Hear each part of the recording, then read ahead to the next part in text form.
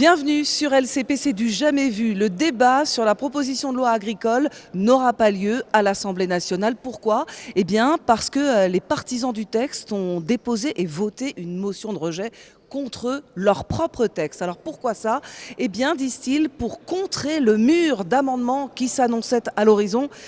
3500 amendements déposés pour plus de la moitié par les écologistes et la France insoumise. À la tribune, la ministre Annie Genevard fustige ce qu'elle qualifie d'obstruction parlementaire. Monsieur le Président, Madame la Présidente de la Commission des Affaires économiques, Madame la Présidente de la Commission du Développement durable et de l'aménagement du territoire, Madame et Monsieur les rapporteurs, Mesdames et Messieurs les députés, la colère paysanne n'est pas éteinte. Ces braises sont encore chaudes. Les difficultés qui frappent la profession n'ont pas disparu. Elles sont tenaces. Lorsqu'un mouvement d'une ampleur inédite a surgi sur les routes de tout le pays en janvier 2024, la cause paysanne, si longtemps l'objet de clivages délétères, s'est muée en cause nationale. Une cause à laquelle se sont ralliés les Français, que le gouvernement a entendue et qui a donné lieu à des promesses de simplification, de réhabilitation de l'acte de produire, de reconsidération sociale. Depuis lors, le gouvernement, et j'ose dire les gouvernements avancent. Loi d'orientation agricole, aide d'urgence, simplification, choc fiscal et de compétitivité. Sa voix résonne même au-delà des frontières et inspire jusqu'à la Commission européenne qui a annoncé reprendre à son compte plusieurs de nos idées, le contrôle unique notamment.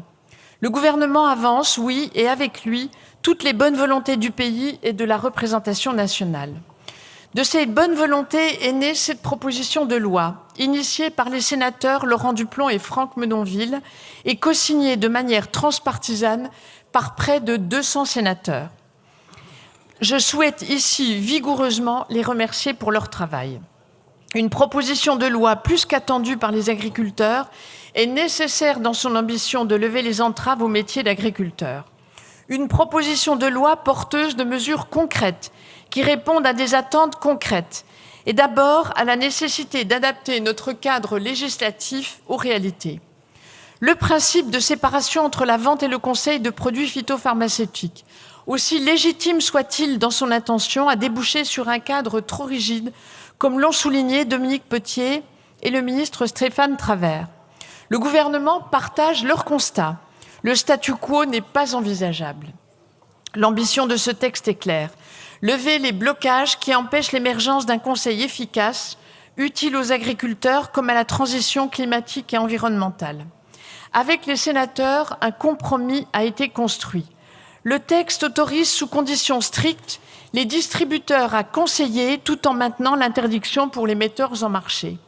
Il restaure une cohérence sans rien céder sur la prévention des conflits d'intérêts. C'est toute la profession qui y gagnerait. Mesdames et messieurs les députés, ce texte redonne aussi prise aux agriculteurs sur leur métier, en leur permettant de protéger leur culture dans un cadre à la fois rigoureux et respectueux du cadre européen commun. Il n'est pas compréhensible que notre souveraineté alimentaire s'affaisse sous l'effet de distorsions de concurrence que nous avons nous-mêmes installées. L'acétamipride est autorisée au niveau européen jusqu'en 2033. Elle est utilisée par 26 États membres sur 27. La France fait exception au prix d'un isolement législatif qui pénalise directement ses producteurs, son potentiel de production et la diversité de son agriculture. Le gouvernement s'est opposé à toute réintroduction sans condition, mais a accepté, dans l'esprit du compromis sénatorial, une dérogation exceptionnelle, strictement encadrée, fondée sur les critères validés par le Conseil constitutionnel, à l'image de celle octroyée à la filière betteravière en 2020.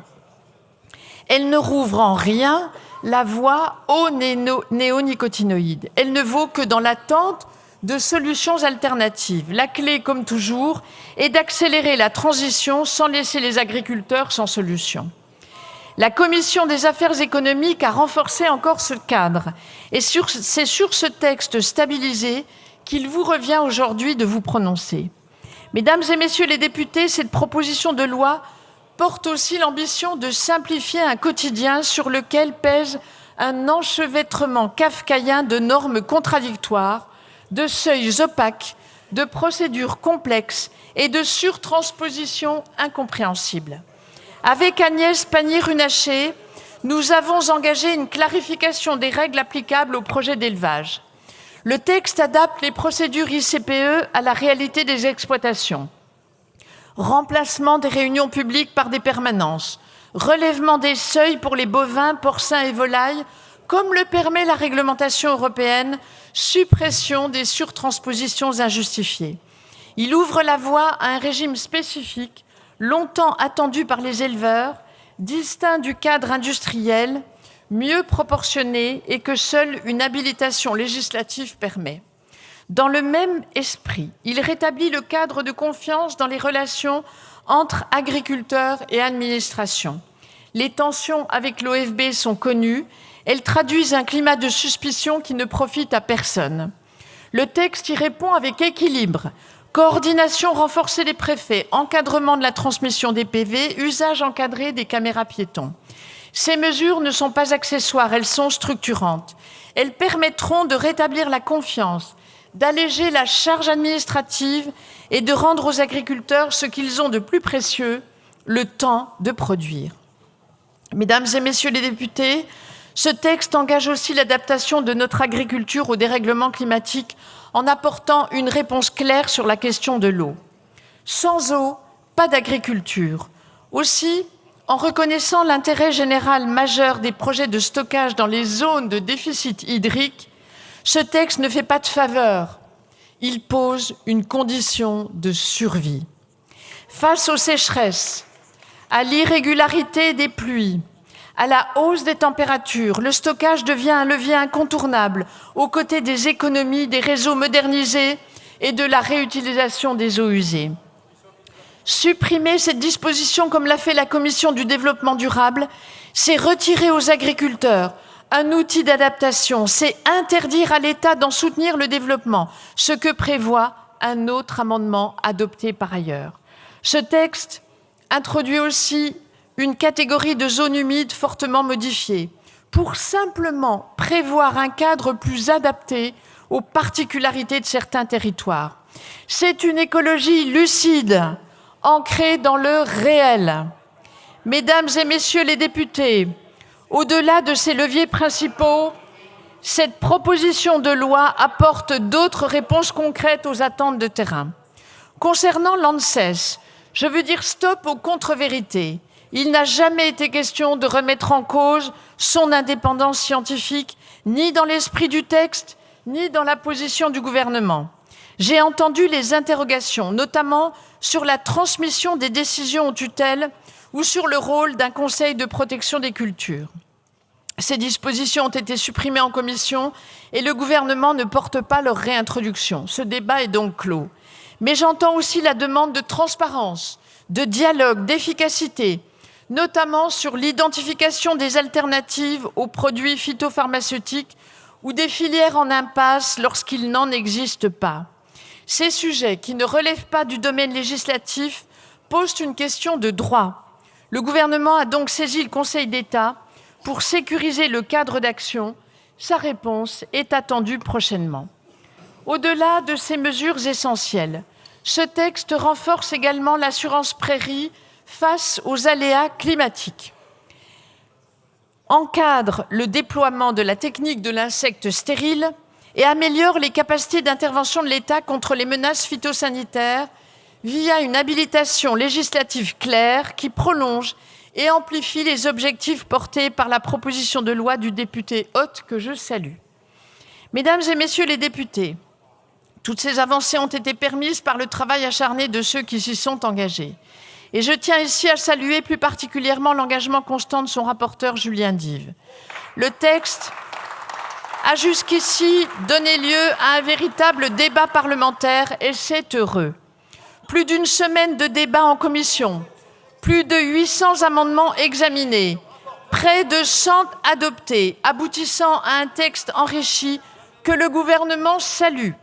Un travail important a également été mené en commission du développement durable sous l'impulsion de sa rapporteure.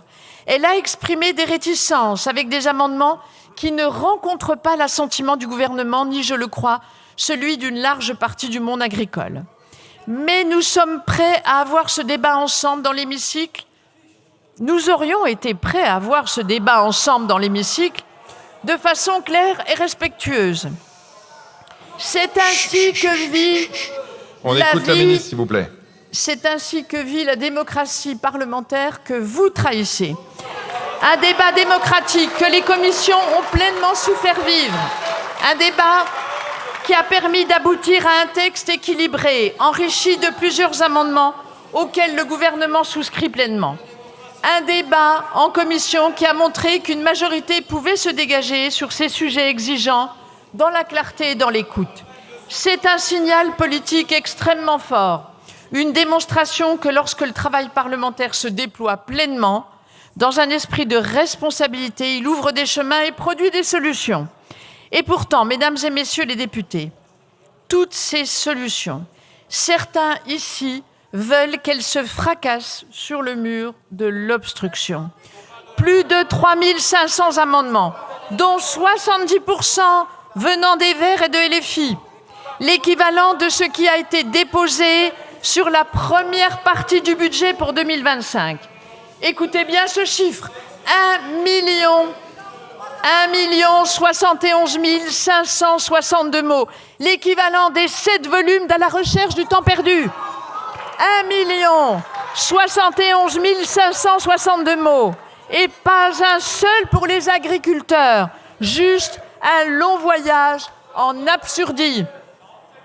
Des mots remplacés par des synonymes, des dates déclinées par une poignée d'amendements, repoussant parfois l'entrée en vigueur jusqu'à 2050. Plus de 120 commandes de rapports au gouvernement sous 6 mois, soit 1 à produire toutes les 36 heures.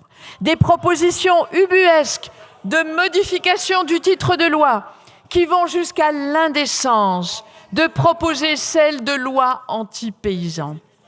Mesdames et messieurs les députés Verts et LFI, vous avez fait du droit d'amendement un droit d'enlisement.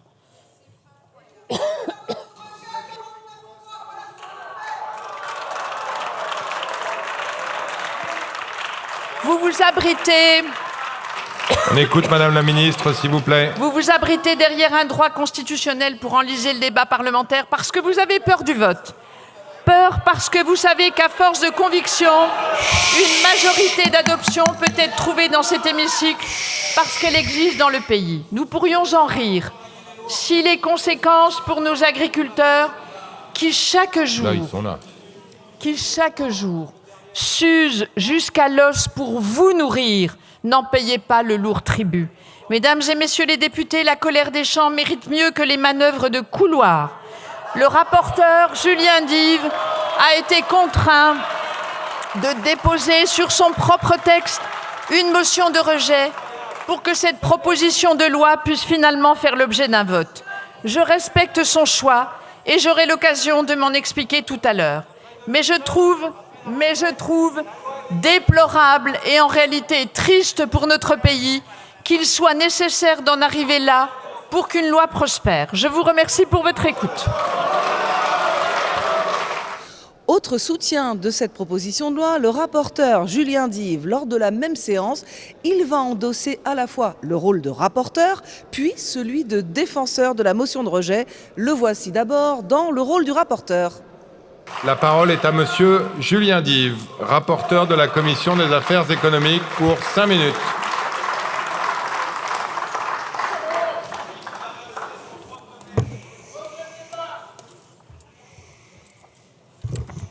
Monsieur le Président, Madame la Ministre, Monsieur le Ministre, Mesdames les Présidentes de commission, mes chers collègues, nous devons examiner la proposition de loi visant à lever les contraintes à l'exercice du métier d'agriculteur, adoptée par le Sénat le 27 janvier dernier, et pour laquelle le gouvernement a engagé la procédure accélérée. Comme vous le savez, ce texte émane du Sénat où un travail de fond a été fait en lien avec le gouvernement pour améliorer le texte. Comme en témoigne la mobilisation des agriculteurs, cette proposition de loi contient une série de mesures très attendues par le monde agricole, complémentaires de celles qui ont été adoptées dans la loi d'orientation d'avenir agricole, adoptée et votée en mars dernier. En tant que rapporteur de la Commission des affaires économiques, je concentrerai mon propos sur les articles 1, 2, 3, 4, 7 et 8, puisque les 5 et 6 ont été délégués au fond à la Commission de développement durable. L'article 1er vise à revenir sur la séparation des activités de vente et de conseil pour les distributeurs, qui n'a jamais vraiment fonctionné en pratique depuis son instauration, comme l'ont montré les travaux conduits par nos collègues Stéphane Travert et Dominique Potier dans une mission parlementaire. Ces travaux, menés de manière transpartisane, ont largement nourri la réflexion sur ce sujet et ont permis de dégager des constats partagés bien au-delà des clivages politiques. Cette séparation vente-conseil est néanmoins maintenue pour les producteurs pour limiter les risques de conflit d'intérêts. L'article 1er instaure par ailleurs un conseil stratégique global qui doit inciter les agriculteurs à mener une réflexion d'ensemble pour renforcer la viabilité économique, environnementale et sociale de leur exploitation. L'article 2 comportait une série de dispositions relatives au rôle de l'ANSES dans la procédure d'autorisation de mise sur le marché des produits phytopharmaceutiques. La Commission des affaires économiques a décidé de supprimer ces dispositions qui auraient eu pour effet d'alourdir les procédures contrairement à l'objectif de fluidification recherché. Mais cet article 2 comporte surtout un sujet qui focalise l'attention. C'est celui de la possibilité de déroger au principe de l'interdiction d'utiliser des produits contenant une ou des substances actives de la famille des néonicotinoïdes, concrètement l'acétamipride. Seule substance de la famille des néonicotinoïdes approuvée au sein de l'Union européenne. Sur ce point, l'effet de l'article n'est ni plus ni moins que de replacer l'ANSES, et donc la science, l'évaluation scientifique, au centre de la prise de décision. Cette dérogation par décret ne vaudra pas autorisation d'utiliser des produits contenant de l'acétamipride. Le texte le prévoit clairement, il faudra encore que le produit contenant cette substance se voit délivrer une AMM, autorisation de mise sur le marché, et c'est là que l'on retrouve le rôle de l'ANSES, qui avait été écarté du sujet par le législateur en 2016. Le texte est strictement proportionné à l'objectif recherché, apporter une solution ponctuelle pour un usage précis à une filière qui ne dispose pas d'autre solution et qui se retrouve pénalisée par rapport à ses voisines européennes qui disposent, elles, de la dite solution. La Commission a rejeté dans le texte de l'article 2 une limitation à 3 ans de la durée d'application du décret de dérogation qui devra, en tout état de cause, être abrogé dès lors qu'une solution alternative apparaît. Enfin, la Commission des affaires économiques a inscrit dans la loi l'existence du comité des solutions chargé de recenser les filières en impasse et les méthodes pouvant constituer des alternatives crédibles, sans contraindre l'ANSES dans l'organisation de ses travaux. Il faut faire en sorte que cette agence dialogue avec l'ensemble des parties prenantes pour donner des perspectives à nos filières. L'article 3, dans la version adoptée au Sénat, visait à assouplir les modalités de consultation du public dans le cadre de la procédure d'autorisation environnementale telle qu'elle résulte de la loi dite Industrie verte de 2023, notamment pour les installations d'élevage. La Commission a souhaité prendre en compte la spécificité des installations d'élevage au regard des autres ICPE. Elle a décidé de rétablir l'écriture initiale du texte afin de revenir au régime antérieur à la loi Industrie verte. La Commission a également confirmé le relèvement des seuils applicables aux installations d'élevage porcin et avicole en lien avec la révision d'avril 2024, la directive IED, qui entrera en vigueur le 1er septembre 2026. Afin de répondre à des préoccupations croissantes concernant les élevages de saumon en circuit fermé, la Commission s'est prononcée en faveur d'un moratoire de 10 ans.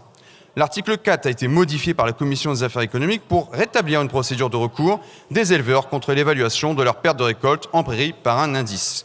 L'article 7 clarifie le fait que l'introduction dans l'environnement d'insectes stériles à des fins de lutte autocide doit toujours être soumise à autorisation préalable, comme pour les autres insectes non indigènes. Nous avons renforcé la procédure d'autorisation en y associant l'INRAE et le ministre de la Santé. Nous avons aussi interdit dans tous les cas l'utilisation d'insectes génétiquement modifiés. L'article 8, c'est une habilitation à légiférer qui a été largement modifiée. Enfin, l'article 9, créé par la Commission, double l'amende dont est puni le fait de déverser dans les cours d'eau des substances dangereuses. Ces débats, qui ont duré près de 50 heures, répartis entre la Commission des affaires économiques et la Commission du développement durable, ont examiné 900 amendements, dont 171 ont été adoptés. Ce chiffre dit tout de la densité du travail accompli et de la volonté de trouver des points d'équilibre, même sur un sujet sensible. En conclusion, je voudrais saluer l'esprit dans lequel les débats se sont menés en commission. Au cœur des débats, il y a la réintroduction sous condition d'un insecticide banni en France depuis 2020, l'acétamipride. Cet insecticide est pourtant autorisé dans d'autres pays d'Europe. À la tribune, la présidente de la Commission du développement durable livre ses inquiétudes. La parole est à Madame la Présidente Sandrine Lefeur, rapporteure pour avis de la Commission du Développement durable et de l'Aménagement du territoire.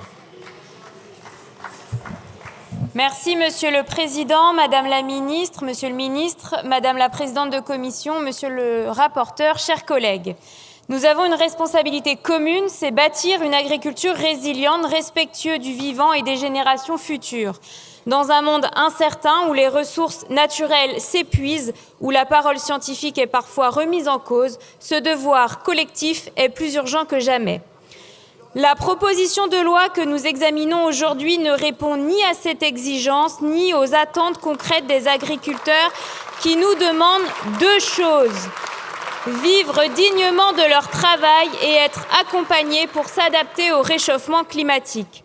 Ce texte, qui a été largement modifié, comporte bien sûr des points utiles, mais il suscite surtout de sérieuses inquiétudes et il ne doit pas servir de cheval de Troie pour affaiblir nos exigences environnementales. Réintroduire l'acétamipride, même partiellement, serait un recul pour la santé des pollinisateurs et la crédibilité de notre transition agricole. De même, la ressource en eau et les zones humides doivent être préservées.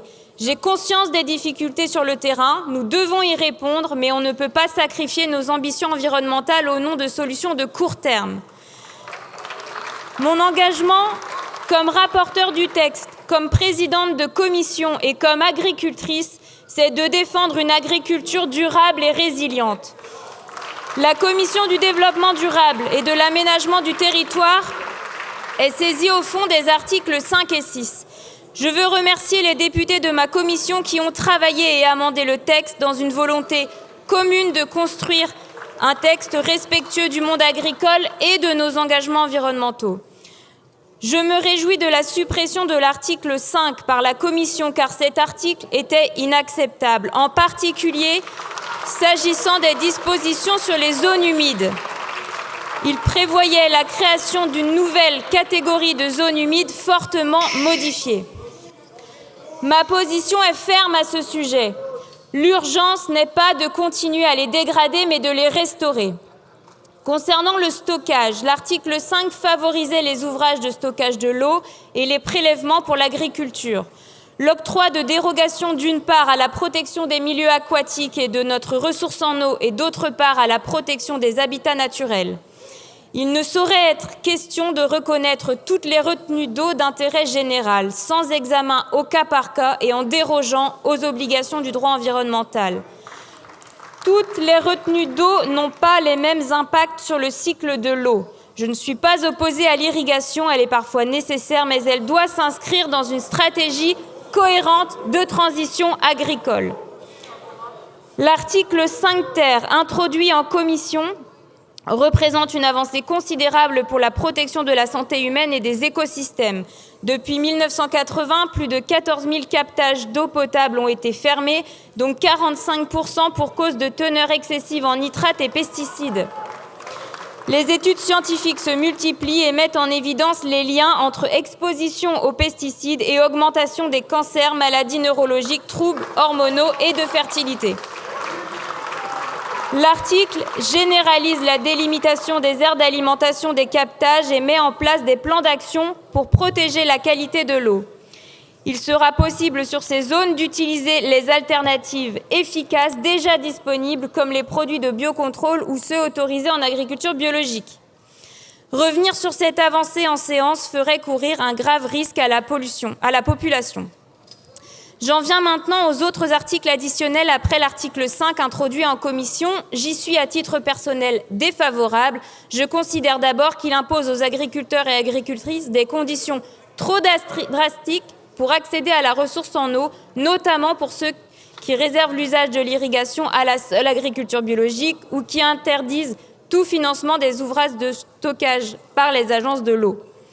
De plus, il convient de laisser au comité de bassin une liberté de planification et d'orientation pour une gestion équilibrée et durable de la ressource en eau. À ce titre, la motion adoptée à l'unanimité par le comité de bassin Loire-Bretagne, qui rassemble des associations environnementales, des représentants agricoles et des collectivités, à l'issue du débat autour de Sainte-Soline, rappelle avec force que le dialogue territorial est essentiel pour construire des solutions juste, adapté et durable. Enfin, je le dis clairement, un retour à l'acétamipride, même à titre dérogatoire, n'est pas acceptable. Les risques pour les pollinisateurs ainsi que les fortes présomptions de neurotoxicité et de perturbations endocriniennes pour la santé humaine sont trop préoccupants pour être ignorés. Je défendrai donc un amendement de suppression de ces dispositions. Je vous remercie. Les élus de gauche se dressent unanimes contre la proposition de loi Duplon. Parmi eux, il y a la présidente de la Commission des affaires économiques, l'insoumise Aurélie Trouvé, qui dénonce un 49.3 parlementaire. La parole est à Madame Aurélie Trouvé, présidente de la Commission des affaires économiques. Pour 5 minutes. Madame la présidente.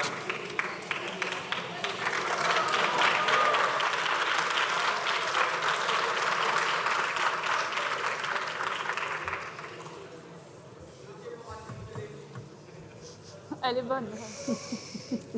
Allez-y, Madame la présidente. Monsieur le Président, Madame la Ministre, Monsieur le rapporteur, Madame la Présidente rapporteure pour avis, mes chers collègues, notre Commission des affaires économiques a beaucoup travaillé sur cette proposition de loi visant à lever les contraintes à l'exercice du métier d'agriculteur. Nous avons, du 13 au 16 mai dernier, eu des débats extrêmement constructifs et respectueux dont je me félicite, malgré l'existence d'importants désaccords. 17 heures de débat au sein de la Commission, sur seulement 6 des 8 articles, puisque 2 étaient délégués à la Commission du développement durable. Ces 17 heures étaient clairement nécessaires pour aboutir à un texte qui désormais comporte 26 articles.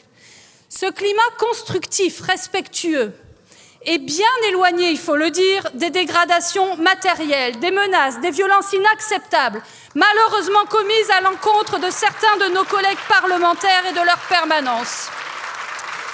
Ces dérives portent atteinte à notre démocratie et visent à remettre en cause l'indépendance des parlementaires. Elles ne sont pas tolérables. Et je ne doute pas que Madame la Ministre partagera ce point de vue par respect pour nos institutions et pour la souveraineté parlementaire. Notre commission a notamment décidé de supprimer les dispositions qui, dans le texte transmis par le Sénat, portaient atteinte à l'indépendance de l'ANSES, cette agence scientifique qui évalue et autorise ou non la commercialisation des pesticides. Je me félicite de ce vote, qui prend le parti de faire primer la parole scientifique sur toute autre considération politique ou économique. Je déplore pour ma part que cette proposition de loi réintroduise la possibilité d'utiliser des néonicotinoïdes dont les risques sont très élevés pour la santé humaine, les écosystèmes, la pollinisation, les apiculteurs. J'ai cette conviction que le principe de précaution doit prévaloir. Et je sais que c'est une conviction partagée par de nombreux collègues et pas seulement à gauche. Loin de là, nous avons en 2007 donné valeur constitutionnelle à ce principe. Et in fine, si la France réintroduit un pesticide avec de tels risques, cela marquera un désaveu historique de cette ambition. Je sais bien sûr à quel point tout cela est sensible pour certaines filières agricoles, mais vous le savez, des alternatives existent, émergent, et le soutien de la puissance publique permettrait à la fois de soutenir ces filières et d'éviter un scandale sanitaire demain. Chers collègues, une autre agriculture est possible. Avons-nous déjà renoncé à la transition écologique ? Je sais qu'une majorité d'agriculteurs veulent faire cette transition. Et vous le savez, pour qu'elle ne soit pas subie comme une punition, elle doit reposer sur un nouveau compromis, transition en échange de la protection. Protection contre les produits importés à bas prix qui ne respectent pas nos normes. Aide bien plus importante à l'agro-environnement, à l'agriculture biologique, aux jeunes installés, prix rémunérateurs, encadrement des marges des multinationales de l'aval, des batailles menées depuis des années provenant de divers bancs de l'Assemblée et que la majorité présidentielle s'est employée à couler à chaque fois. En réalité, les contraintes qu'invoque cette proposition de loi ne viennent pas de la protection du vivant, mais de 30 années de libéralisation des marchés qui mettent en danger la souveraineté alimentaire de notre pays. Et parlons de souveraineté nationale. Eh bien oui, car non, ce n'est pas à l'Europe de décider à notre place comment doit être protéger la santé de nos concitoyens. Nous ne surtransposons pas, nous décidons souverainement. Et nous devons être fiers de porter une telle ambition environnementale et sociale. Et nous devons nous en donner les moyens et en donner les moyens aux agriculteurs. Enfin, je déplore avec inquiétude la motion de rejet préalable du bloc présidentiel contre sa propre loi, empêchant tout examen en hémicycle de l'Assemblée. Tout le travail des commissions, les dizaines d'heures de débats fructueux entre députés sont jetés aux orties. Certes, vous avez fait des promesses, Madame la Ministre, à certains syndicats agricoles, mais elles n'engageaient pas l'Assemblée nationale, qui doit rester incontournable dans ces débats. C'est toujours un choix désastreux que d'enterrer le débat parlementaire. C'est un précédent inédit, dangereux. Nous aurions dû tous pousser dans le même sens. Qu'un texte de loi, ce texte de loi, nous donnions le temps nécessaire en hémicycle pour aboutir à la majorité sur des votes après débat éclairé. Et je regrette notamment que nous n'ayons pas pu aboutir à un vote sur un temps législatif programmé en conférence des présidents comme je l'ai suggéré. Je finirai en disant nos concitoyens retiendront que vous avez empêché nos débats sur des débats existentiels. Merci Madame la Présidente. À quoi servons-nous, messieurs, mesdames les députés? Merci, c'est terminé.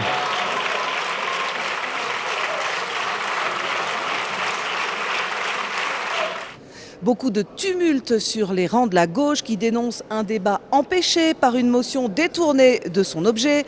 Un scandale sanitaire à venir. Vous n'aimez pas les paysans, scande en retour le Rassemblement national. De quoi donner lieu à une séance électrique avec beaucoup de rappels au règlement. J'ai reçu de messieurs Julien Dive, Laurent Wauquiez, Gabriel Attal, Marc Fesneau et Paul Christophe une motion de rejet préalable déposée en application de l'article 91 alinéa 5 du règlement. Madame la Présidente Châtelain, vous avez un rappel au règlement sur la base de quel article, s'il vous plaît? Merci le Président. Un rappel au règlement au titre de l'article 100 sur la bonne tenue de nos débats. 40 amendements par député du groupe écologiste et social sur un texte qui est dangereux pour notre santé, pour notre environnement. Non, ce n'est pas de l'obstruction. Chacun de ces amendements était utile. Il concernait la réautorisation de l'acétamipride, la protection des agriculteurs contre la concurrence déloyale, la protection des agriculteurs qui souffrent de maladies professionnelles. Ces débats, le bloc gouvernemental et le Rassemblement national n'en ont pas voulu et ils ont détourné, Monsieur le Président, la motion de rejet de son objet. Cette motion de rejet, elle est faite pour montrer son désaccord avec un texte. Et là, nous avons le rapporteur de ce même texte qui la présente pour empêcher des débats. Pour avoir les débats en conférence des présidents, le groupe écologiste et social a été d'accord de renoncer à son travail. Il a soutenu le temps programmé, c'est-à-dire qu'il a accepté que 68% du temps soit dédié au soutien du texte et de s'auto-limiter. Il a accepté de limiter son nombre d'amendements et je veux le dire. Pourquoi est-ce qu'il y a une motion de rejet? Vous avez peur d'un mot, c'est le mot cancer. Parce que c'est ça que fait ce texte. Merci Madame la Présidente, merci.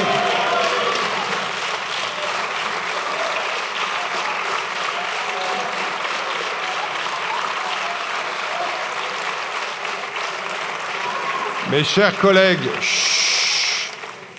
sur ce sujet de l'organisation de nos débats, je prendrai au maximum une prise de parole par groupe. Au maximum, vous n'êtes pas obligé. Monsieur Fugit, s'il vous plaît, Monsieur Fugit, pour un rappel au règlement. Merci, Monsieur le Président. C'est un rappel au règlement sur la base de l'article 100 pour la bonne tenue de nos débats. Je serai bref, mais je voudrais rappeler une chose à nos collègues de la France Insoumise et du groupe écologiste. Pour étudier ce texte, une autre voie que l'obstruction était possible. Je voudrais rappeler qu'en commission des affaires économiques, nous avons eu un débat de près de 20 heures, un débat qui a été à la fois sérieux et apaisé et qui a permis l'adoption du texte en commission des affaires économiques. Au groupe Ensemble pour la République, nous avons cru d'ailleurs jusqu'au bout qu'un débat serein serait aussi possible en séance publique. Mais vous avez déposé plus de 2000 amendements en quelques heures sur une proposition de loi qui compte à peine 10 articles. Vous avez donc fait le choix de refuser le débat en créant les conditions de son blocage. Tout à l'heure, Tout à l'heure, en conférence des présidents, la présidente de l'Assemblée nationale vous a proposé de retirer nombre de vos amendements et de passer en temps législatif programmé. Vous n'avez voulu entendre parler ni de l'un ni de l'autre et vous avez ainsi fini de nous démontrer... Vous avez ainsi fini de nous démontrer à quel point vous méprisez le débat parlementaire. Écoute, monsieur Fugit. S'il vous plaît. Vous nous avez démontré à quel point vous méprisez le débat parlementaire. Pareil. Et ce qui est encore plus grave, c'est que votre obstruction nous montre à quel point vous méprisez les agriculteurs eux-mêmes. Merci, monsieur le député. Madame la présidente Panot, pour un rappel au règlement. Merci, Monsieur le Président. Sur la base de l'article 100, Mesdames et Messieurs les ministres, après les 49.3 pour passer en force les budgets austéritaires, après le 49.3 pour passer en force la retraite à 64 ans, vous inventez une nouvelle forme de 49.3. Et on est en train de marcher sur la tête. On n'avait jamais vu un rapporteur qui présentait une motion de rejet sur son propre texte. Et cela vise à une seule chose: s'aborder un texte pour ne pas avoir une seule minute de débat dans cet hémicycle, ni un seul vote dans cet hémicycle, sur des sujets plutôt majeurs, sur la santé des Français et des agriculteurs en premier lieu. Pour que tout le monde comprenne, si cette motion de rejet est adoptée, le texte repartira immédiatement au Sénat et tout sera réglé dans une commission mixte paritaire à huis clos et sans aucun débat devant les Français et les Françaises. Oui, vous avez peur de la démocratie. Collègues, jusqu'à quand accepterez-vous de sacrifier votre rôle de député? Car aujourd'hui, c'est ce texte. Demain, ce sera peut-être un autre. Vous êtes en train de créer un précédent extrêmement dangereux.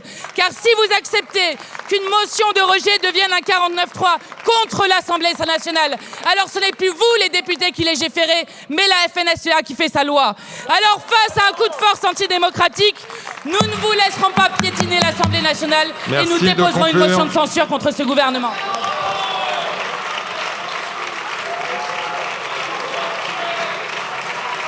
Bien, mes chers collègues. Monsieur Chenu, pour un rappel au règlement. Merci, Monsieur le Président. C'est sur la base de l'article 58, parce que les rappels au règlement doivent évidemment rester des rappels au règlement. Je dirais que la technique de nos collègues de la France Insoumise, c'est évidemment, et on le voit bien, la technique du pourrissement. Hier, ils ont pourri le débat sur la réforme des retraites, empêchant la représentation nationale de voter et de repousser cette réforme que, soi-disant, ils combattaient, alors qu'ici, ils ont empêché le vote. Aujourd'hui, ils pourrissent un débat sur l'agriculture, parce qu'en réalité, ils détestent les paysans et les agriculteurs. Ils détestent la ruralité. Ils veulent voir notre pays sans un paysan. Ils veulent voir la ruralité disparaître. Mais au-delà de ça, la réalité, c'est qu'ils détestent la démocratie. Et leur manipulation démontre qu'ils détestent la démocratie et l'expression des Français.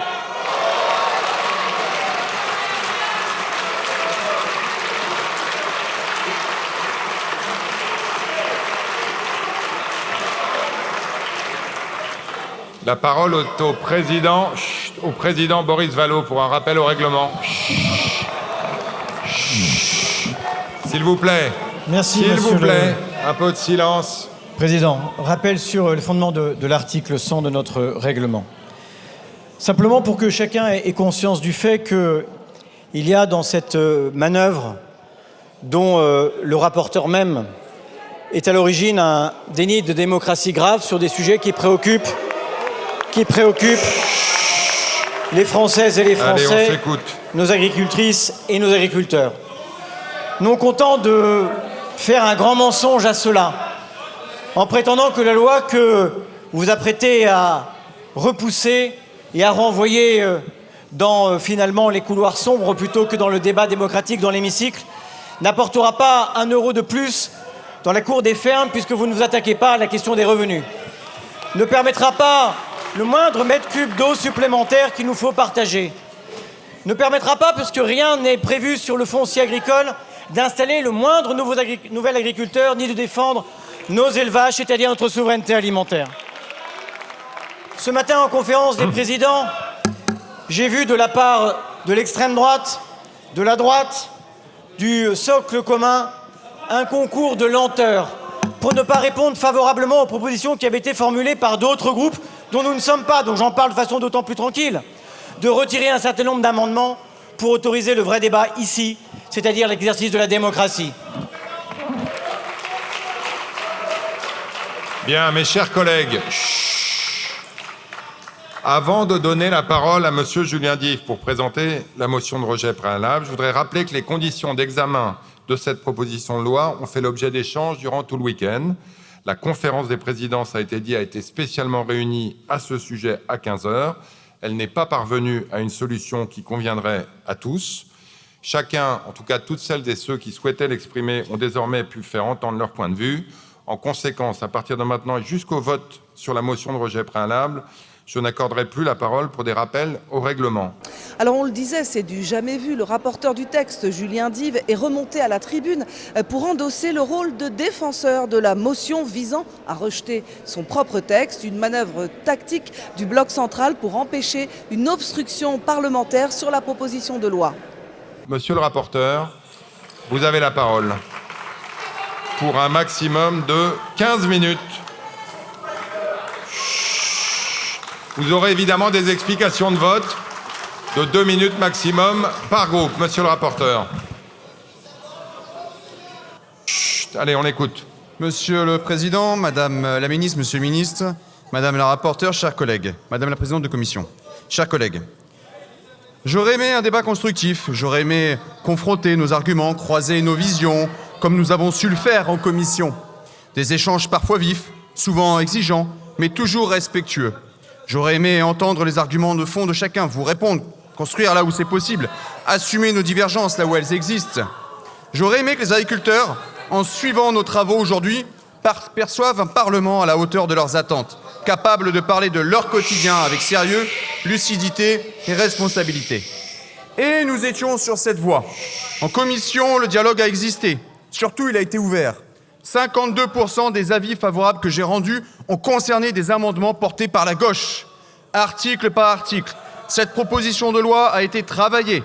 Il ne s'agissait pas d'un texte verrouillé, mais d'une base perfectible, amendable, construite dans un esprit d'ouverture. Il y avait la place pour échanger et une volonté manifeste de dialoguer. L'esprit qui a guidé notre travail était celui d'une construction partagée.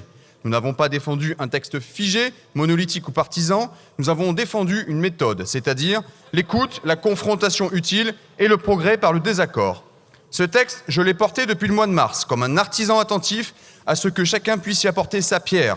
J'ai accepté les auditions que vous m'avez proposées. J'ai accepté les amendements de tous les bancs. J'ai formulé des compromis. J'ai tenu compte des préoccupations exprimées. Et pour rappel, près de 50 heures de débat dans les 2 commissions ont été nécessaires pour examiner plus de 900 amendements, dont 171 ont été adoptés encore une fois. Un article a même été voté à l'unanimité, témoignant de notre capacité à converger lorsque les conditions d'un vrai débat sont réunies. Or, ce travail aurait pu se poursuivre ici, dans l'hémicycle. Il aurait pu être le prolongement du dialogue. Il aurait pu aussi montrer à nos concitoyens que face à une attente si forte du monde agricole, le Parlement sait s'élever au-dessus de ses réflexes partisans. Mais cet esprit d'ouverture a été sciemment ignoré, balayé, nié. Ce n'est ni une confrontation d'idées, ni un désaccord assumé et respectueux. Ce à quoi nous faisons face, c'est une stratégie d'obstruction délibérée, une obstruction massive, revendiquée, assumée, méthodique, qui instaure une rupture de confiance. 3500 amendements ont été déposés, dont 1200 propositions qui créent des articles additionnels, soit une loi désormais de plus de 1200 articles. Non pour enrichir le texte, mais pour l'asphyxier, pour désintégrer le débat. Non pour exercer loyalement le droit d'opposition, mais pour saturer volontairement notre temps parlementaire. J'appelle cela du sabotage organisé. Un sabotage organisé par la France insoumise et les écologistes, qui refusent le débat dès lors qu'il ne leur est pas acquis. Et parmi ces milliers de propositions, que trouve-t-on? Un véritable catalogue de provocations déguisées en procédure. Le tour de France des départements à exclure du texte, un par un, pour faire gonfler artificiellement l'alias. Pas moins de 94 amendements identiques, simplement déclinés au nom de quasiment chaque département. Des amendements rédactionnels qui consistent par exemple à remplacer les mots « un mois » par « 30 jours ». D'autres fixant l'entrée en vigueur des dispositions de l'article 3 au 1er janvier 2100, puis puis en repli au 1er janvier 2099, puis en repli au 1er janvier 98, puis en repli au 1er janvier 2097, etc. D'autres encore qui réclament l'ajout de « et agente » après le mot « agent », comme si le problème du monde agricole était une affaire de typographie. Et la liste ne s'arrête pas là. Doublons volontaires, Reddit vide de sens, empilement absurde. Le ridicule ne tue pas, mais il finit par étouffer la parole publique. Est-ce vraiment cela votre conception du débat parlementaire? Ne nous y trompons pas. Cette obstruction ne se limite pas aux amendements, car nous savons bien que certains sont prêts à user de toutes les armes du règlement pour ralentir encore les travaux. Rappel au règlement en série, demande de suspension de séance, les sous-amendements à foison, multiplication d'interventions de forme, autant d'artifices destinés non pas à enrichir le débat, mais à l'épuiser. Et que dire du fait que depuis 72 heures que cette motion est déposée, pas un seul de ces amendements d'obstruction n'a été retiré. Si la volonté avait été de permettre un débat, le signal aurait dû être donné dès samedi, rien n'a été fait. Faut-il rappeler que LFI et les écologistes ont déposé une quinzaine de motions de projets préalables depuis 2022 et qu'ils avaient d'ailleurs déposé une motion sur ce texte la semaine dernière avant de se rétracter, sans jamais remettre en cause la légitimité de cet outil. C'était pour eux une expression normale de leur opposition, un levier institutionnel comme un autre, mais aujourd'hui, parce que cette motion émane d'un autre banc, elle deviendrait soudain une menace pour la démocratie parlementaire. Il y aurait donc des bonnes motions et des mauvaises motions, des motions recevables et d'autres qui ne seraient qu'en fonction de ceux qui les proposent. Certains en sont même venus à qualifier ce texte de tous les noms, à le tordre, le caricaturer, comme si l'exagération pouvait combler le vide argumentatif. Mais puisque les mots ont un sens, pour reprendre une formule que vous aimez tant inscrire dans vos exposés sommaires, alors utilisons-les à bon escient. Que reste-t-il quand on refuse d'argumenter et qu'on rejette tout compromis? Il reste la posture. Mais les effets de manche, aussi maîtrisés soient-ils, ne font pas vivre une exploitation. C'est pourquoi, avec les 4 présidents de groupe, M. Laurent Wauquiez, M. Gabriel Attal, M. Marc Fesneau, M. Paul Christophe, j'ai choisi de déposer cette motion de rejet préalable. Elle est devenue une nécessité imposée par les circonstances. En effet, l'article 91, alinéa 5 du règlement de notre Assemblée, prévoit que cette motion peut être déposée lorsqu'il est décidé qu'il n'y a pas lieu à délibérer. Or, face à une obstruction massive, méthodique, manifeste de 3500 amendements dont bon nombre visent manifestement à entraver le débat plutôt qu'à l'enrichir, il est devenu impossible de mener une délibération sereine et constructive. Ce n'est d'ailleurs pas une première dans l'histoire parlementaire. En 1995, le Sénat avait eu recours à une question préalable dans un contexte d'obstruction et le Conseil constitutionnel avait explicitement validé cette décision au nom du bon déroulement du débat démocratique et du fonctionnement des pouvoirs publics constitutionnels. Ce précédent rappelle que lorsqu'une stratégie d'asphyxie est mise en œuvre, il est légitime et même parfois indispensable de mobiliser les outils procéduraux à notre disposition pour établir les conditions d'un débat véritable. Il convient donc de mettre fin à une paralysie orchestrée qui nuit à l'intérêt général et en particulier à celui du monde agricole. Chacun use des outils qui lui offrent le règlement. LFI et les écologistes ont choisi l'obstruction, nous choisissons la responsabilité. Et je le redis solennellement, cette motion n'a pas pour objet de clore la discussion, mais de permettre qu'elle ait lieu dans des conditions dignes et respectueuses. Le débat n'est pas bloqué, au contraire, nous cherchons à le rendre possible. Je vous invite donc, mes chers collègues, à voter en faveur de cette motion, non pas pour faire taire un camp, mais pour rendre à notre Assemblée sa capacité à travailler clairement, utilement, dans le respect de celles et ceux pour qui nous sommes ici. Car derrière ce texte que nous avons travaillé en commission, derrière chaque amendement que nous avons examiné, il y a ce que vivent au quotidien les agriculteurs et que nous avons le devoir de prendre en compte sans filtre idéologique ni simplification commode. Tous sont aujourd'hui confrontés aux mêmes pressions, une inflation réglementaire, des charges qui explosent, des revenus qui s'effondrent, des décisions administratives souvent incohérentes.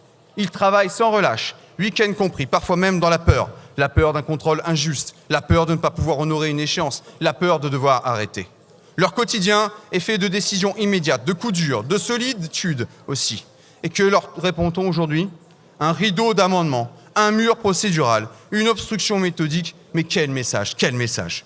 Je ne dirais pas que c'est une insulte, mais c'est un mépris. Et je refuse qu'on méprise la souffrance d'une profession sous prétexte qu'elle ne rentre pas dans certains dogmes.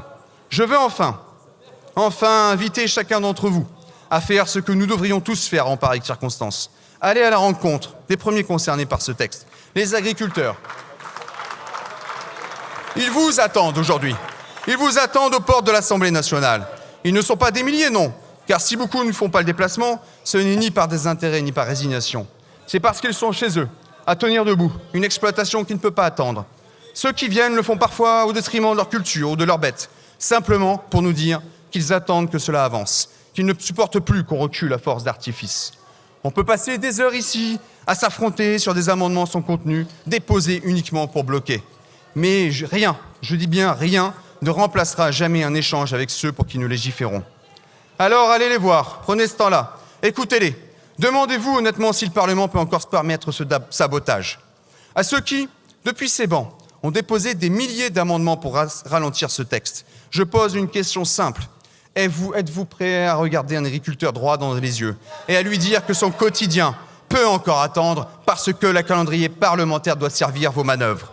Ces colères que vous entendez aujourd'hui ne doivent pas rester sans suite. Je veux ici dire que le travail ne s'arrête pas là, qu'il se poursuivra jusqu'au bout dans l'esprit qui nous a guidés jusqu'alors. Par conséquent, je me porte garant de défendre, lors de la commission mixte paritaire, les amendements issus de notre travail en commission. Et je le dis aux députés de tous les bancs, je suis prêt à continuer ce travail avec ceux qui veulent encore avancer. Ce texte n'est pas figé, il a été construit, modifié, équilibré. Il est perfectible, bien sûr, mais il est attendu. Je serai donc à l'écoute de tous les parlementaires prêts à construire un texte pour les agriculteurs, pour ceux qui innovent, pour ceux qui cherchent à transmettre et pour ceux qui souvent hésitent à continuer. Je vous remercie.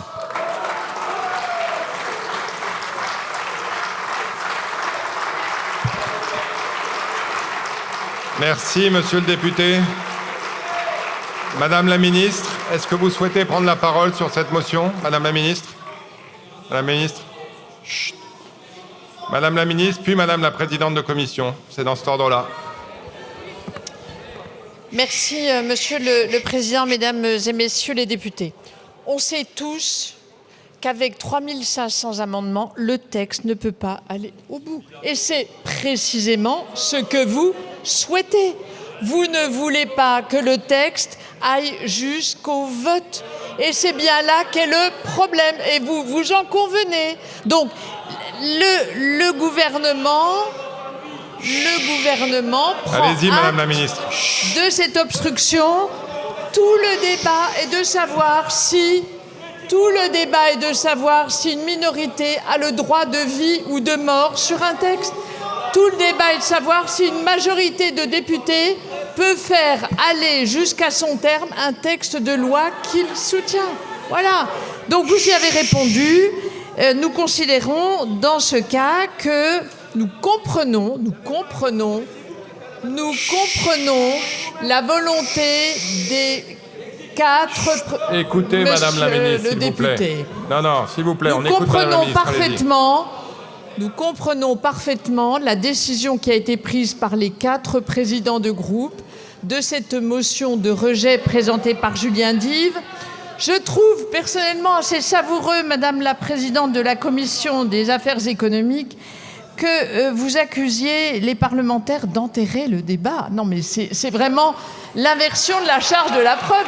Vous ensevelissez le débat sous une montagne d'amendements et vous accusez autrui de ce dont vous faites la démonstration précisément.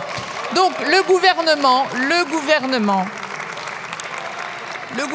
s'en remet à la sagesse souveraine de l'Assemblée nationale. Si le respect des agriculteurs passe par une motion de rejet,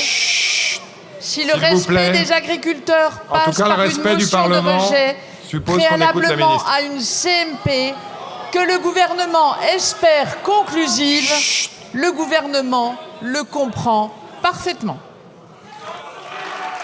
Merci, Madame la ministre. Madame la présidente de la commission, vous avez la parole.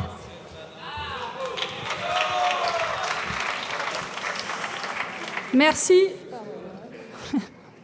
Merci. Monsieur le Président, Madame la Ministre, Monsieur et Madame les rapporteurs. D'abord, je voudrais répondre à Monsieur Chenu quand il dit « vous n'aimez pas les paysans ». Je crois que personne ne peut ici accuser un groupe parlementaire de ne pas aimer les agriculteurs. On écoute la présidente. Simplement, tout le monde ici, je pense, a conscience des problèmes rencontrés par les agriculteurs. Et combattre la loi du plomb, c'est aussi vouloir empêcher des agriculteurs d'être victimes de cancers liés aux pesticides. Et sachez-le, il y a aujourd'hui dans cette enceinte des agriculteurs victimes des pesticides qui ont été invités, des familles de proches, des familles d'agriculteurs qui ont été tués par des pesticides. Donc non, nous ne pouvons pas dire que tous ceux qui combattent la loi du plomb sont contre les agriculteurs, bien au contraire. Je rappelle que toute l'Union des apiculteurs est contre cette réintroduction de néonicotinoïdes. Dites-vous qu'ils sont contre les agriculteurs, ces apiculteurs? La Confédération paysanne est contre la loi du plomb.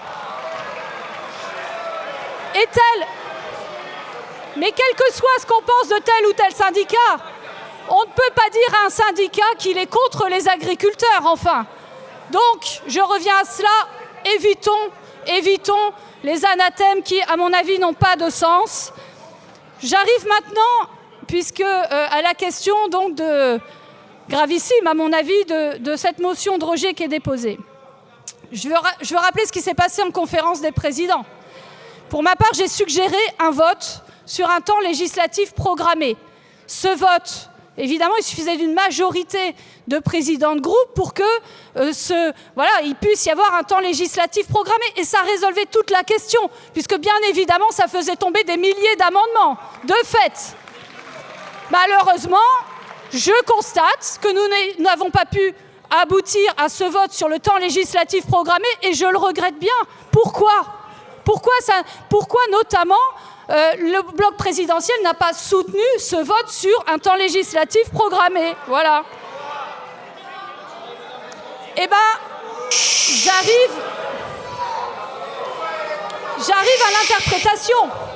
N'est-ce pas un moyen de revenir à la version du Sénat qui fait que, par exemple, les articles 5 et 6 qui ont été repoussés par la Commission du développement durable, eh bien ça se soit jeté aux orties? N'est-ce pas le moyen que dans l'article 2, le fait qu'on ait voté contre la remise en cause de l'indépendance de l'ANSES, n'est-ce pas un moyen de dégager cela? Et je le dis, si on vote la motion de rejet, alors par exemple ce vote, et là je m'adresse notamment aux députés qui ont voté contre une partie de l'article 2, voter la motion de rejet, c'est remettre en cause ce vote de la Commission des affaires économiques qui défend l'indépendance de l'ANSES. Voilà. Et je finirai par une chose sur la démocratie parlementaire. Si nous ne sommes pas capables de débattre en hémicycle de ce qui concerne la santé des agriculteurs, la santé des concitoyens, à quoi servons-nous, chers collègues ?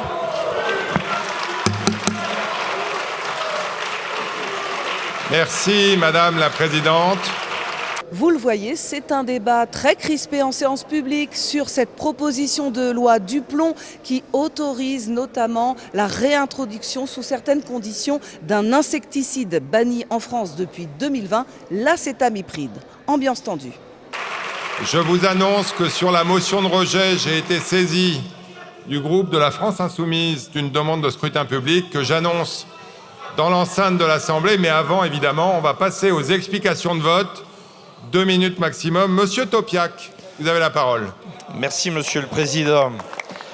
Nous ne pouvons que regretter l'impasse dans laquelle nous sommes et qui aurait été si facile à éviter. Retirer des amendements, accepter le temps législatif programmé, s'engager pour un débat respectueux dans l'écoute de chacun. Voilà des solutions à mettre en œuvre et que nous défendions. Leur mise en œuvre nous aurait permis de sortir par le haut de cette situation et d'apporter aux agriculteurs les réponses qu'ils attendaient depuis si longtemps. Nous n'avons aujourd'hui plus qu'un seul choix, c'est voter pour ou contre une motion de rejet.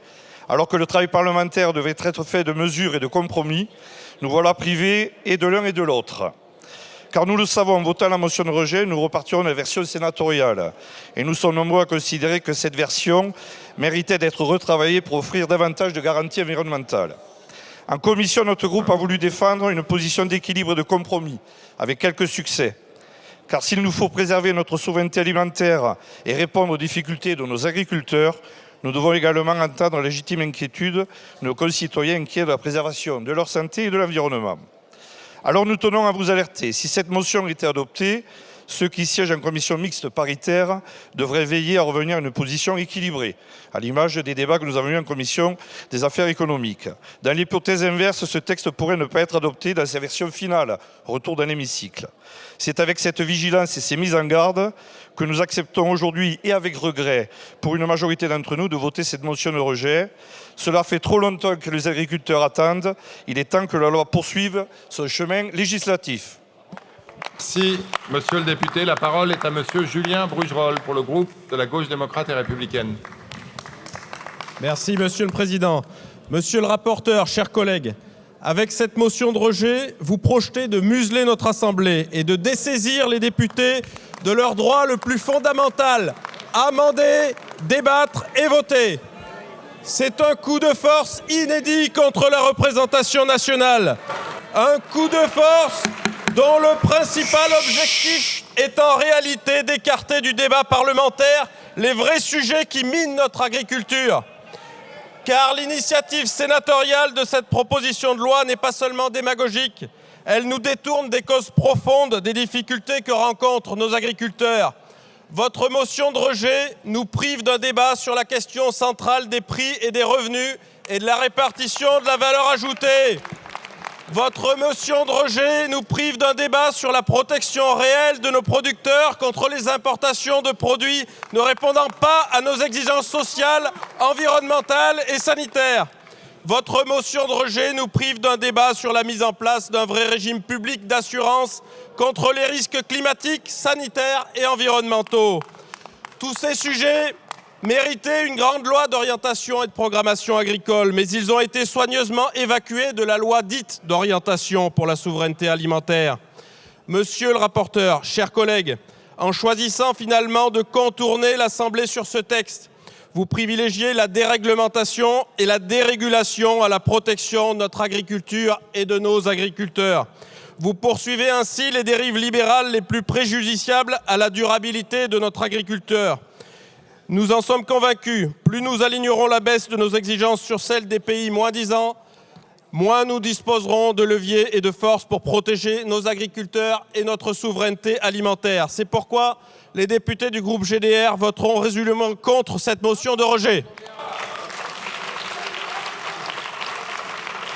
Merci, monsieur le député. La parole est à Brigitte Barège pour le groupe UDR.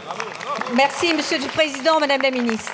Quand j'ai décidé d'essayer de rempiler aux élections législatives en 2024, j'étais animée par la volonté de participer au redressement de la France, tellement abîmée par l'avènement successif de François Hollande et Emmanuel Macron, et surtout par leur cortège de penseurs dogmatiques, 6 sur 2 persuadés apporter de la modernité à notre France éternelle.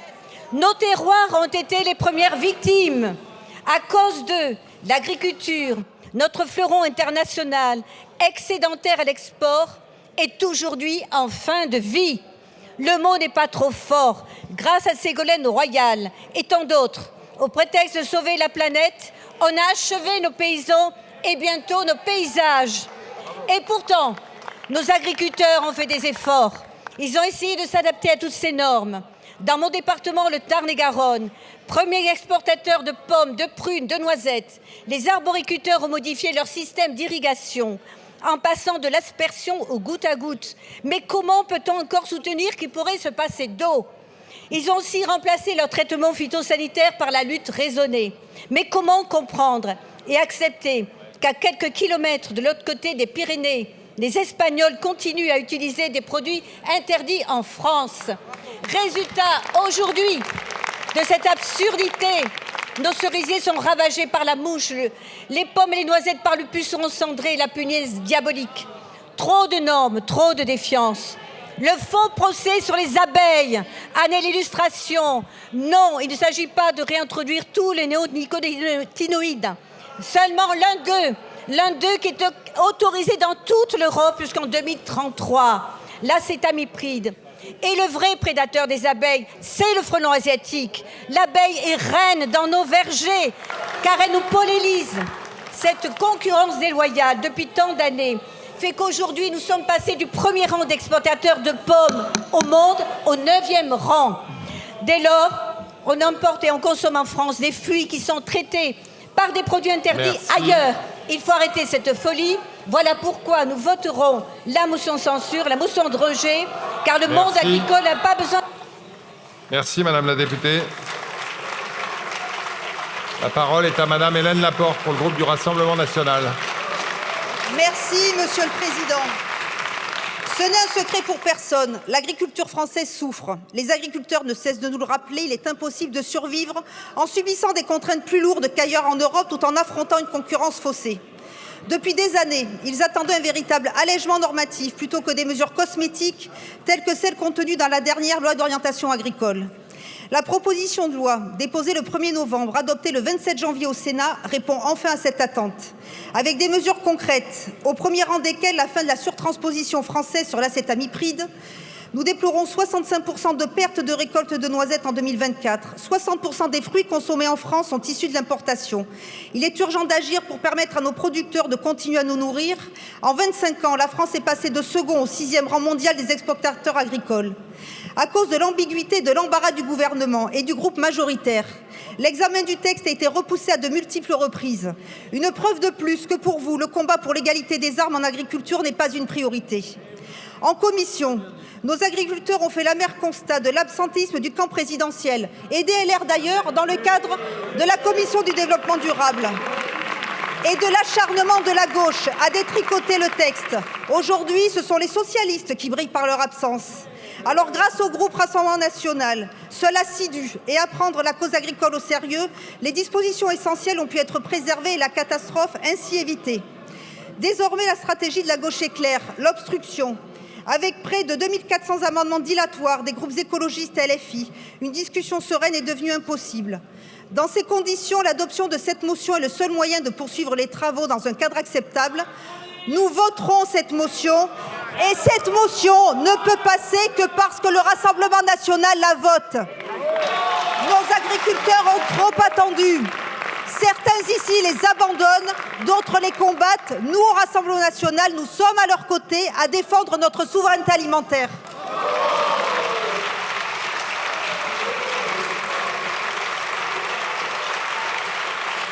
Merci, Madame la députée. La parole est à Madame Anne-Sophie Ronceret pour le groupe Ensemble pour la République. Merci, Monsieur le Président, Madame la Ministre, Madame la rapporteure, Monsieur le rapporteur, chers collègues. Chaque recul sur cette proposition de loi est une claque supplémentaire pour celles et ceux qui déjà tiennent debout par devoir plus que par espoir. Ces mots, ce sont ceux d'un agriculteur de ma circonscription et ils disent tout. Nos agriculteurs n'ont pas attendu les crises pour nous alerter. Trop de normes, trop de contrôles, trop d'injonctions contradictoires. Car oui, mes chers collègues, ce texte, c'est une réponse claire pour leur permettre d'exercer leur métier dans des conditions dignes et durables. Stop à l'interdiction sans solution. Stop à la surtransposition qui empêche nos agriculteurs de disposer des mêmes conditions que leurs homologues européens. Contrairement à ce que certains prétendent, il ne s'agit pas non plus d'opposer l'agriculture à l'écologie, mais sortir de l'idéologie pour passer des discours aux actes. Aujourd'hui, nous avons l'agriculture la plus saine au monde. Nous devons leur donner les moyens de continuer à produire, à s'adapter, à transmettre et à innover. Avec mon collègue Jean-Luc Fugit et dans un travail concerté avec notre groupe, nous faisons le choix de sortir de cette impasse parce que nos agriculteurs méritent notre respect et notre soutien. Ils attendent des actes, pas des postures politiques. Mais aujourd'hui, le débat est dévoyé. Plus de 3400 amendements ont été déposés, bloquant inexorablement son examen. Ce que nous rejetons aujourd'hui, c'est l'obstruction organisée par les écologistes, la France insoumise et leurs alliés aux dépens de nos agriculteurs et de notre souveraineté alimentaire. C'est pourquoi voter cette motion, ce n'est pas renoncer au texte, mais au contraire permettre d'avancer. C'est affirmer que l'agriculture française est une priorité et que notre responsabilité ici, c'est d'apporter des réponses concrètes et pragmatiques comme nous l'avons fait en commission. C'est pourquoi le groupe Ensemble pour la République votera cette motion de rejet. Merci Madame la députée. La parole est à Madame Mathilde Dignet pour le groupe de la France Insoumise. Merci Monsieur le Président. L'année dernière, pendant la mobilisation des agriculteurs, Marie-Thérèse disait « Il faut être juste pour la rémunération, faire appliquer la loi ». Un président de la FNSEA qui détient aujourd'hui 700 hectares, ça interroge. Nous en avions 20 avec Raymond. Raymond qui avait son slogan « Pas de pays sans paysans serait très malheureux ». Raymond Lacombe, le mari de Marie-Thérèse, était président de la FNSEA. Ce témoignage ne réclame pas plus de néonicotinoïdes ou de mégabassines pour aider les agriculteurs et les agricultrices. Marie-Thérèse Lacombe le rappelle régulièrement. Le collectif a été la solution pour faire évoluer l'agriculture. Y a-t-il une disposition encourageant le travail en collectif, améliorant le revenu agricole dans cette loi écrite par Arnaud Rousseau? Non, rien que de la compétition au profit d'une minorité d'agriculteurs et d'agricultrices. Le 17 mars, Pierre Alessandri est assassiné dans sa ferme en Corse.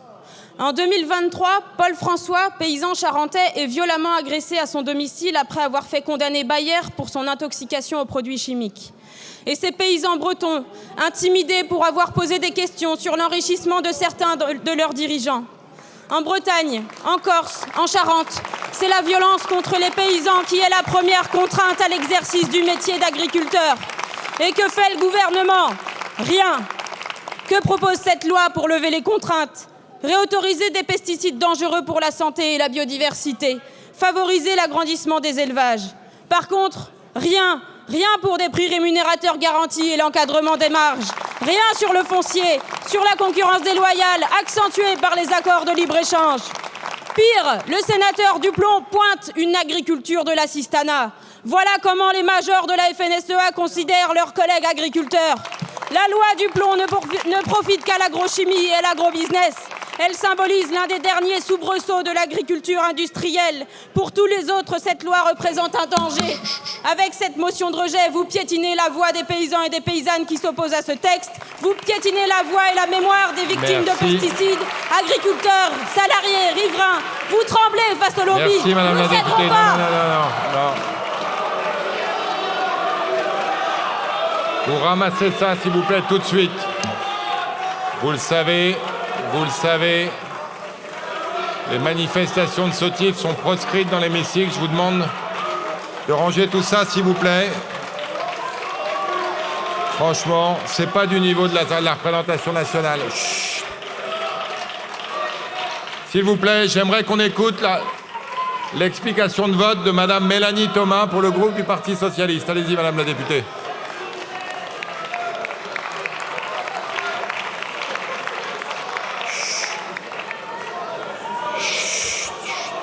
Allez-y, Madame la députée.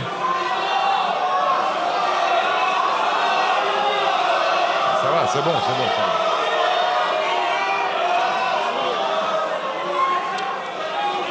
Mes chers collègues, j'ai déjà eu l'occasion, et je vais le redire au micro parce que vous ne m'avez pas entendu visiblement, de rappeler que ce genre de manifestation était proscrite dans l'Assemblée nationale, que je les réprouvais.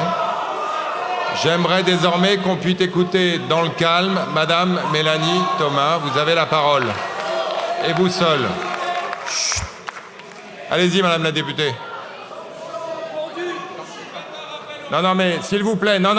Allez, on se calme, on écoute Madame la députée. Elle seule a la parole. Allez-y. Allez-y. Vous laissez pas distraire. Merci, Monsieur le Président, Madame la Ministre, mes chers collègues. La situation dans laquelle nous nous trouvons est grave. Nous sommes appelés à nous prononcer sur une motion de rejet déposée par les propres artisans d'un texte incendiaire, soutenus dans leur volte-face par ceux qui leur ont tenu la plume et semblent vouloir dicter la loi à la place des députés. Nous n'acceptons pas ce scandaleux jeu de dupes. Le parti politique, arrivé dernier aux élections législatives de 2024, dicte désormais l'ordre du jour de l'Assemblée nationale depuis le Palais du Luxembourg. Il faudrait en plus que les députés s'écrasent et renoncent à leur droit de débattre. Dans quelle démocratie saine et mature la Chambre des députés est-elle condamnée au silence? Qui plus est pour réintroduire un pesticide interdit et sans aucun avis scientifique. Chers collègues du socle commun, quand allez-vous prendre conscience du glissement populiste que vous générez et qui abîme chaque jour un peu plus notre démocratie? Si le groupe socialiste est opposé à cette proposition de loi, nous n'avons en aucun cas adopté une posture dogmatique et sommes restés ouverts au débat. Mais nous avons également posé des lignes rouges. Sur la réintroduction de l'acétamipride, vous le savez très bien, la réponse ne peut pas être un retour en arrière avec des risques avérés pour la santé humaine, celle de nos enfants, et environnementale pour la survie des abeilles, pour la biodiversité, pour nos biens communs. Nous avons des propositions pour protéger la science, les prérogatives de notre agence sanitaire, pour organiser des plans de sortie dans l'usage des phytos, pour la démocratie de l'eau. Cette proposition de loi n'apportera aucune réponse de fond aux difficultés rencontrées par les agriculteurs, falaises démographiques et murs climatiques. Aussi, nous plaidons pour ce que vous ne faites pas. Travailler au revenu agricole, à une grande loi foncière, à la relève des générations, contre les concurrences déloyales. Madame la ministre, nous nous battrons dans les prochains jours pour dénoncer vos méthodes, faire triompher le bon sens scientifique, apporter des solutions concrètes aux tensions sociales dans le monde agricole. Le groupe socialiste s'oppose au bâillonnement de l'Assemblée nationale, ni sous la dictature de l'opinion, ni sous celle du marché. Merci. Nous voulons travailler, Merci, nous Madame la voulons députée. proposer.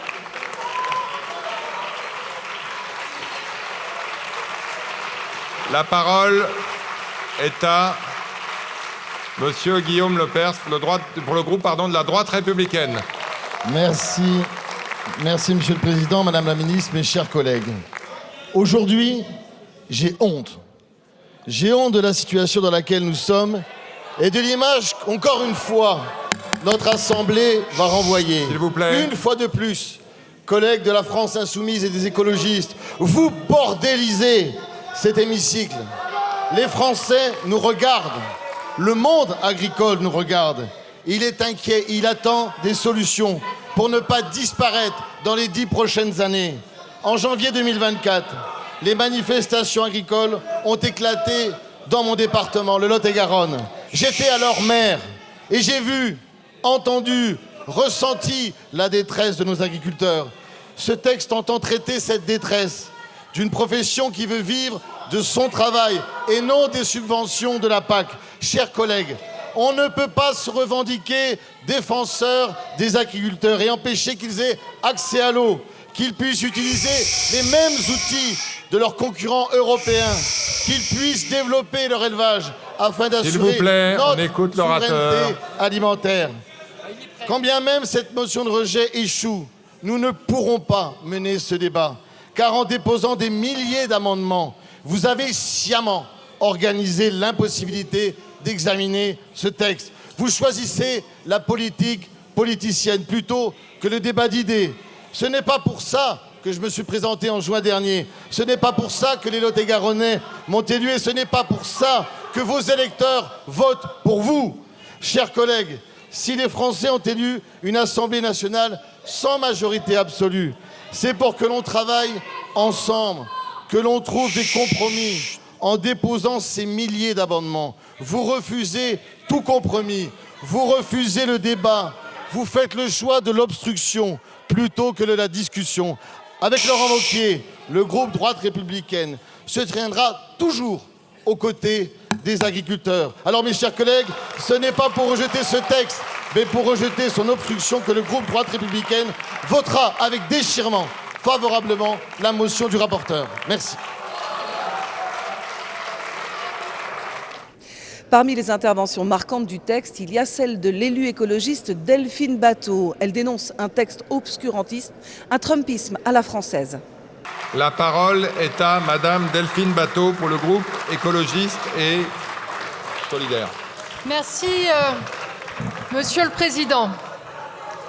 Il n'y a aucun exemple, absolument aucun, dans les annales de l'Assemblée nationale, du détournement de procédures flagrant et manifestement abusif, de la motion de rejet, non pour s'opposer au texte, mais pour approuver celui du Sénat et mettre fin au débat avant même que le moindre argument écologiste ait pu s'exprimer.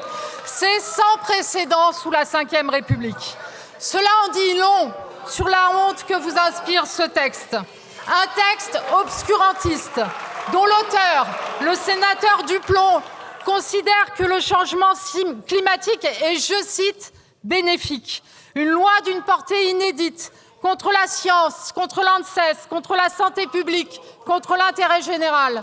Dans une inversion totale, contraire à la sincérité des débats, chaque voix pour la motion de rejet est donc une voix pour les pesticides et leur cortège de cancers et de maladies neurodégénératives, pour les néonicotinoïdes qui tuent les abeilles, neurotoxiques pour la santé humaine, auxquels 83% des Françaises sont opposées, pour les fermes-usines, pour la destruction des zones humides, pour toujours moins d'agricultrices et d'agriculteurs, toujours pas de revenus dignes, toujours autant de suicides, toujours pas de lutte contre la concurrence déloyale.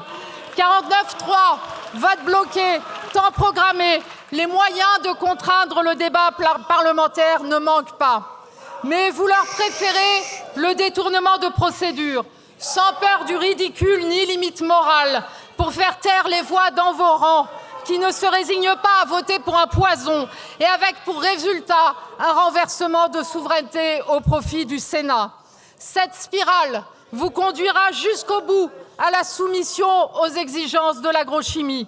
S'il restait un doute, il est là, le visage du trumpisme à la française. Un texte anti-écologie, anti-santé, qui ne peut être approuvé qu'en piétinant la démocratie. Le groupe écologiste et social appelle les députés à voter contre la motion de rejet. Merci.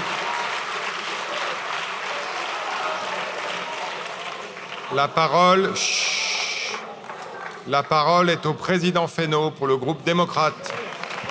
Merci, Monsieur le Président, Madame la Ministre, Monsieur le Ministre, Monsieur le rapporteur, Madame la Présidente, mes chers collègues. En écoutant un certain nombre de nos collègues, me venait une expression commune qui est « c'est quand même un peu l'hôpital qui se moque de la charité ». Parce que on ne peut pas dire que vous n'ayez pas usé, parfois même abusé des motions de rejet préalables, y compris sur des textes que vous avez après soutenus. Ne venez pas reprocher à ceux qui usent des moyens coups de faire la même chose que vous. C'est la première chose. La deuxième chose que je voudrais dire, j'aurais préféré, mon groupe aurait préféré, Madame Batho, nous l'avons fait en d'autres occasions, nous aurions préféré en débattre, mais 3500 amendements, des dizaines d'heures de débat, entre 15 jours et 3 semaines de débat en hémicycle, vous rendiez de fait impossible le débat parlementaire, non seulement le vote à la fin, mais le débat sur l'ensemble des articles du texte. Et au fond, ceux qui portent le déni de la démocratie, c'est ceux qui refusaient par la voie de l'obstruction la démocratie, c'est-à-dire le vote et le débat sur chacun des articles du texte. Je voudrais saluer les efforts qui ont été faits.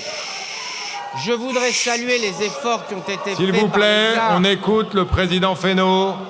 Allez-y, Monsieur le Président. Je voudrais saluer les efforts qui ont été faits par les uns et les autres sur un certain nombre de nos bancs, et nous n'étions pas toujours d'accord, pour essayer de trouver une voie de compromis au travers d'un temps législatif programmé et autour du retrait d'un certain nombre d'amendements. Nous n'avons pas trouvé de terrain d'accord. Je le regrette, mais je salue quand même les efforts qui ont été faits par certains d'entre vous et par la présidente de l'Assemblée nationale. Nous voilà donc au moment, pardon Madame Batho, ce n'est pas la version du Sénat qui va être votée.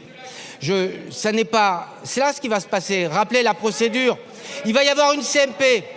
J'entends les engagements de Julien Dive et je lui fais confiance. Vous pouvez compter sur le groupe démocrate pour qu'on soit sur la version qui sort de l'Assemblée nationale sans la démagogie de part et d'autre. Et c'est donc à ça que nous devons nous atteler. Commission mixte, et il y aura un vote dans cette Assemblée.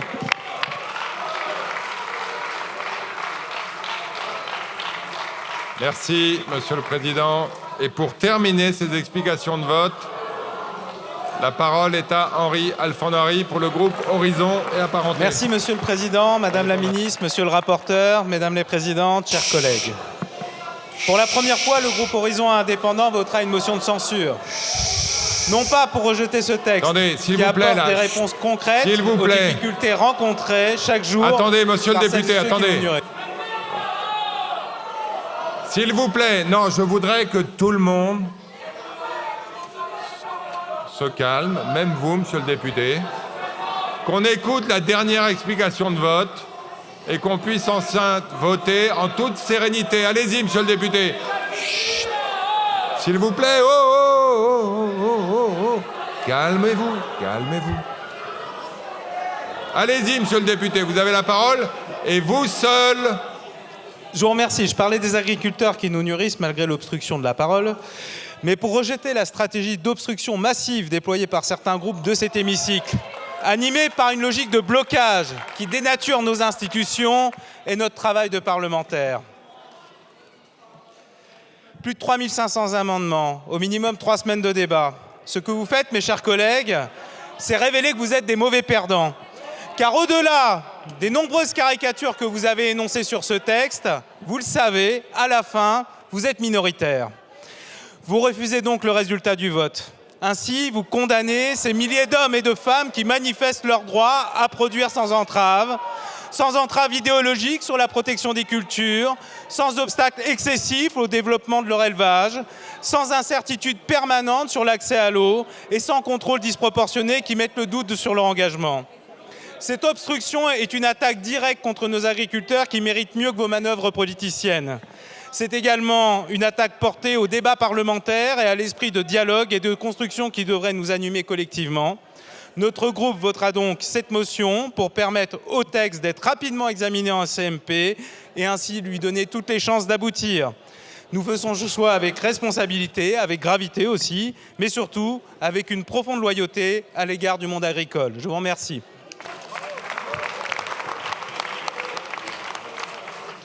Nous allons procéder au scrutin.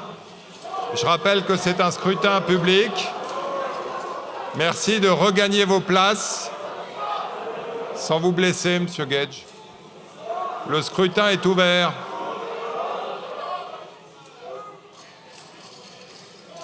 Le scrutin est clos. 402 votants, dont 395 exprimés. La majorité est à 198 pour, 274 contre 121. La motion de rejet préalable est donc adoptée. La proposition de loi est rejetée. Les députés ont donc rejeté la proposition de loi Duplon sur laquelle 3500 amendements avaient été déposés. La disposition qui concentre les critiques, c'est la réintroduction en France d'un pesticide banni depuis 2020, l'acétamipride. Alors députés et sénateurs vont maintenant tenter de trouver un compromis sur ce texte très controversé. Il y aura ensuite un dernier vote à l'Assemblée que l'on suivra bien sûr sur LCP. À bientôt, ciao ciao.